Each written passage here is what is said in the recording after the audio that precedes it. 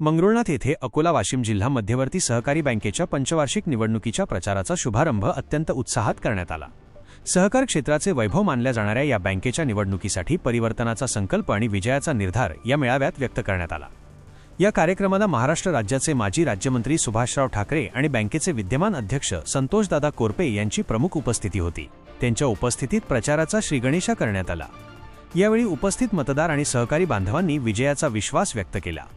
सहकार क्षेत्रातील अनुभवी मार्गदर्शक देवरावजीभाई फुके, लक्ष्मीकांतजी महाकाळ, विठ्ठलकाका गावंडे आणि वसंतकाका पाटील यांनी यावेळी उपस्थितांना मार्गदर्शन केले। ज्येष्ठ नेत्यांच्या अनुभवाचा फायदा घेत निवडणुकीसाठी भक्कम रणनीती यावेळी आखण्यात आली।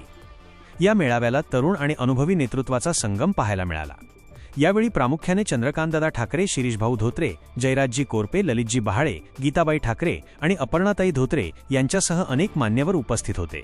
बैठकीदरम्यान बँकेची प्रगती आणि भविष्यातील विकासाचे विजन मांडण्यात आले। मतदार बांधवांचा विश्वास आणि सहकार्यांची साथ हीच आमची खरी ताकद असल्याचे मत यावेळी मान्यवरांनी व्यक्त केले।